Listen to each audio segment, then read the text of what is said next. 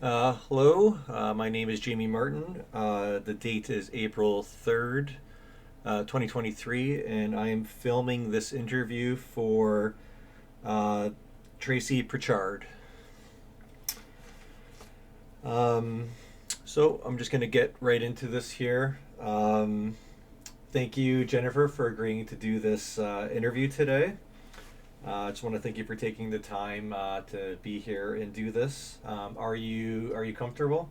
Yes. It's a little bit cramped, but just for this is the space I have currently. Um, yeah, so before we kind of get started, too, I just kind of wanted to mention that everything that's said here today will be completely confidential. This video is going to be between yourself, myself, and my grading professor, and nobody else will see it. And anything you say here, yeah, obviously confidential, as I mentioned. And I also just wanted to mention that I have a duty to report. So anything you say that might involve harming yourself or harming someone else or endangering a child is something that I would have to pass along. Okay, do you understand? Yeah. Okay, perfect. Um, so, yeah, I think with all that kind of out of the way, I also just wanted to mention too that I will be taking notes throughout the interview as well. I hope that's not too distracting. If it is, just let me know. I mean, I can't see what you're doing, I so I know. it's not So, distracting at all. well, speaking of not seeing what I'm being able to do, why don't you tell me a little bit why you're here today to talk to me? Um, well, I believe we're discussing my disability Correct. and what I'm doing in order to better my life and move forward. Okay, so you mentioned your disability, and what is your disability? You mind kind of elaborating a little bit on that? Well, I'm blind, and I wasn't born blind. I became blind, I guess is the proper term, about 2.5 years ago. Okay. And so you mentioned you went blind 2.5 years ago. Now, what changed? What caused you to become blind? Well, around the same time COVID was exploding over Canada and the US, and I guess everywhere else in the world, um, I also should mention that I'm a type 1 diabetic. So in April 2020, I woke up and couldn't see out of my right eye. I could only see black and traces of red. That must have been so scary. It was terrifying, and I didn't know what was going on. I just kept blinking, thinking that it would go away. I went to the doctor. They sent me to a specialist, an ophthalmologist, and basically they said that I was hemorrhaging in my eye and that they would need to possibly do a surgery to remove the blood, but they would do some lasers to stop the hemorrhaging and I'd be okay. Mm-hmm. Not even 6 months later after that, I had lost vision in both my eyes. Oh, I'm so And sorry. I guess 2 years after that and 14 surgeries later, there was no more possibility of vision in either one of my eyes. So I'm Wow, blind. that must have been so hard on you and your family, I'm sure. So just so I kind of got this right, the you're a type 1 diabetic and you've been dealing with that for a number of years. It was around the beginning of the COVID-19 pandemic where you started to experience the blindness. And then over the past few years, a variety of operations you've undergone to try to regain the vision, but have been unsuccessful. Is that about right? Unfortunately, that's correct. Right. The doctors weren't, I guess, they just didn't understand what was happening. Mm-hmm. Obviously, the diabetes played a huge part in this. But I've always been a very good diabetic. I've had my A1Cs have been proper, um, around 7.0, which is perfect. So they believe that it was a mix of diabetes and possibly COVID. Maybe I had the first round of COVID-19 and it was undiagnosed, and maybe that's what started causing the hemorrhaging in my eyes, because the year before there was no hemorrhaging, and I got my eyes checked every single year. So it could be COVID, also diabetes, but again, there's no answers at this time. Yeah, I think there's a lot of questions unanswered when it comes to COVID-19. Yeah, that's a lot to take in. So, tell me, okay, so you've lost your vision. You've done everything you can to try to fix it. What is your what has that been like for yourself and your family? Well, obviously, it's been completely devastating for not just me, but my family, my friends. It's been a very hard thing to swallow. And, it was a very difficult time. It was devastating blow after devastating blow. But, I've had some pretty amazing support around me, and I've been in contact with CNIB, which is the Canadian National Institute for the Blind, Mm-hmm. in order to move forward because life does go on. So I've had a mobility specialist come in to see me and train me Mm-hmm. how to get my mail, go downstairs to drop my daughter off at the bus, how to go downstairs to pick her up from the bus on my own using a guiding cane. So that does take a lot of practice and training and technique. I'm still training as well.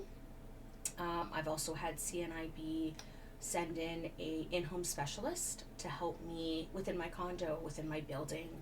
How to cook, how to organize when groceries arrive, how to tell the difference between what can is what onion is what. Mm-hmm. And I've also had help using my cell phone. Like I said, I'm a type 1 diabetic, and I rely on my cell phone to help me tell me what my blood sugar is in order so that I could give myself medication properly. So I've had some help using VoiceOver, which is a wonderful, wonderful piece of technology. Yeah, a lot of And great pieces of technology these days. that's right. That's great that it's able to help you. Sorry, Yeah. continue. I know how to send text messages, make phone calls, set appointments, set reminders. Like I said, use a whole bunch of different apps. I know how to email transfer using my online bank. I'm also in contact with CNIB for training on a computer. I have a beautiful computer, brand new, that I'm currently training to use. It speaks to me. There's a lot. It's a big learning curve, but it's going to create a lot of independence in my life as well.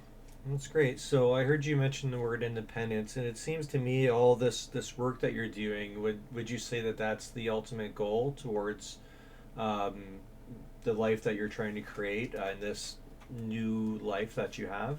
Absolutely. Absolutely. I think that's been one of the biggest challenges with becoming, with my disability, is relying on everybody to do everything for me, and I want to do as much as possible on my own for, to be healthy, to be happy, to be independent.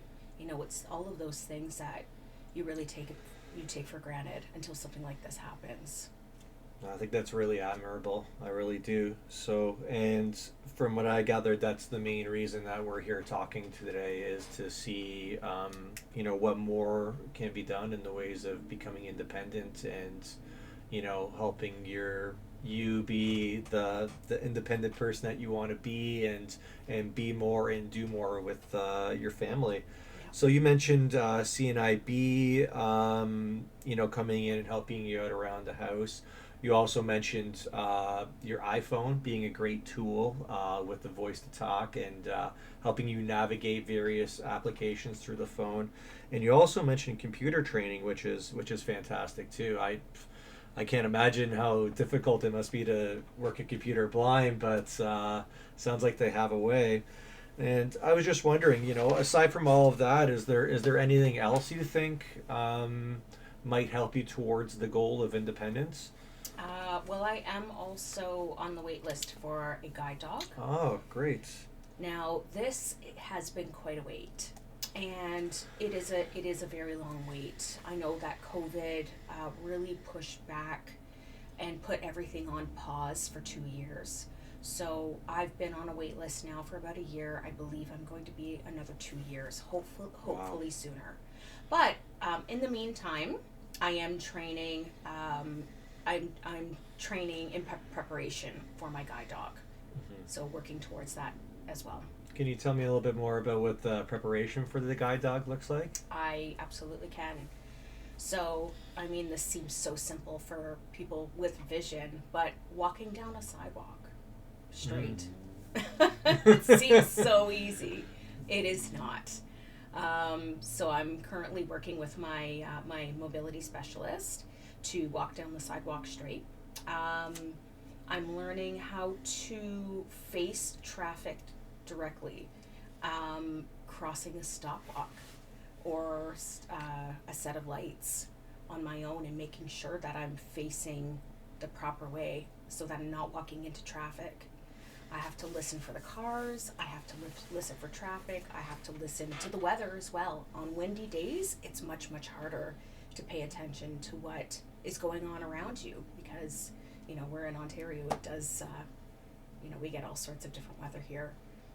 Walking through the snow is something that we didn't really work on yet this winter. That'll be next winter's mission as well with a cane because it does get caught in the snow.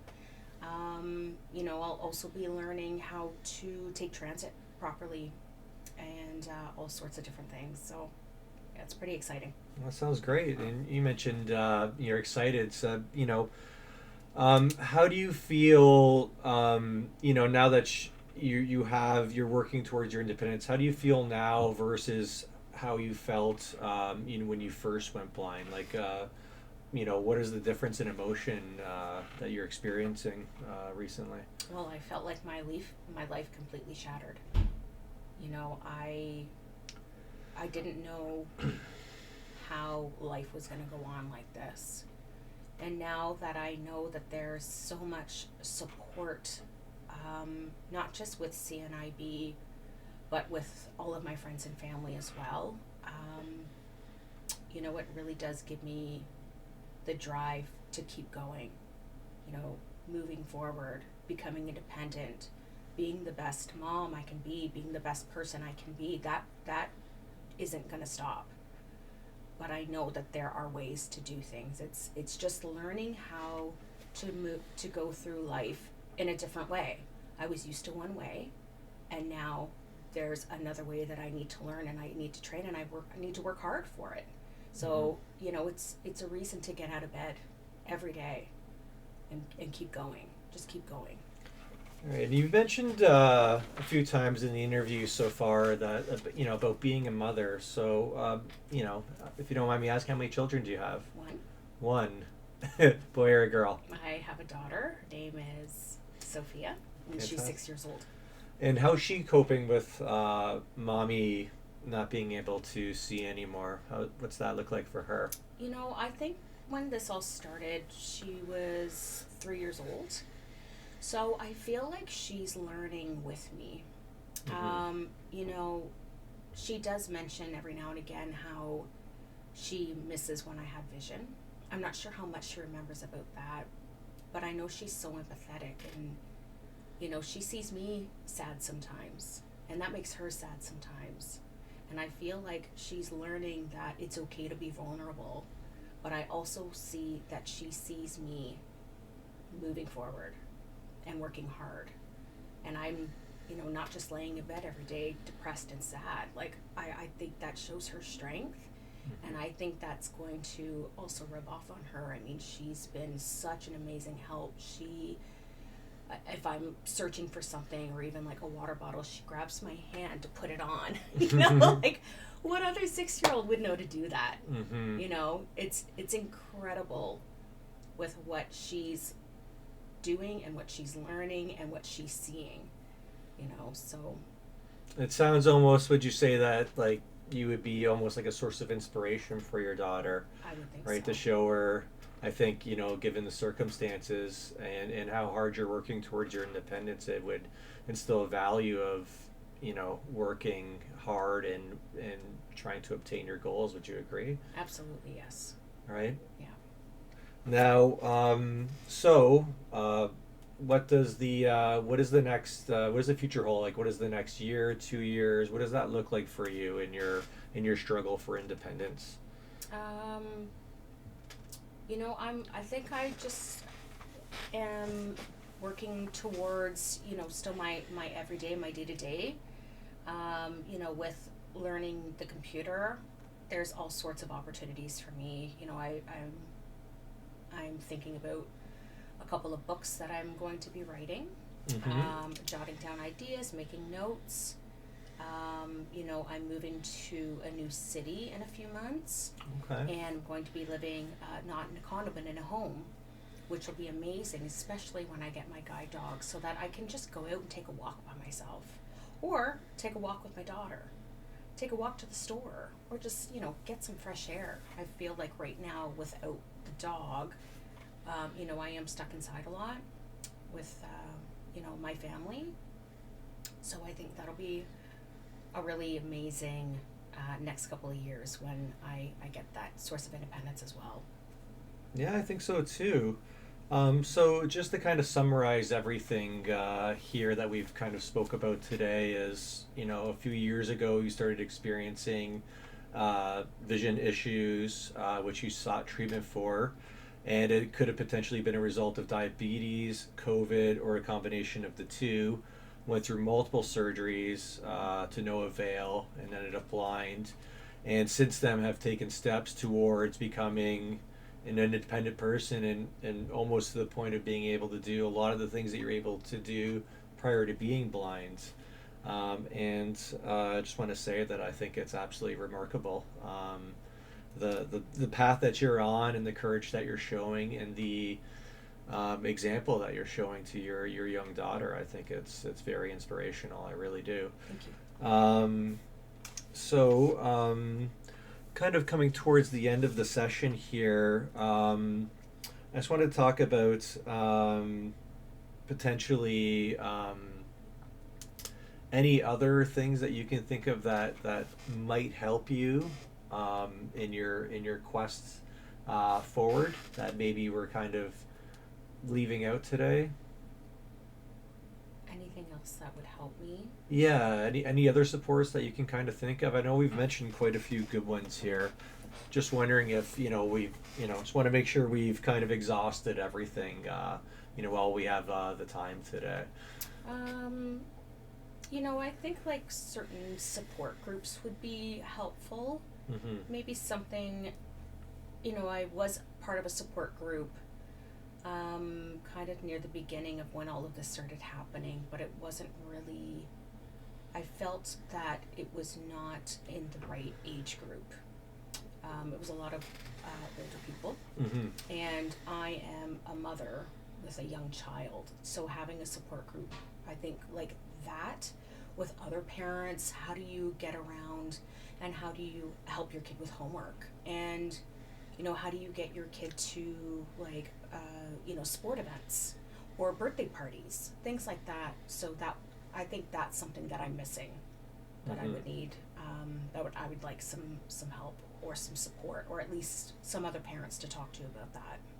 Do you think it would be a struggle to kind of find other people your age? 'Cause you're so young. You're how old? Sorry. 41. 41. To be blind at this age, as opposed to, and you mentioned in the support group they were all much older. What would you say the average age range was in that support group? The majority of them were retired We're retired. Okay. or close to retirement.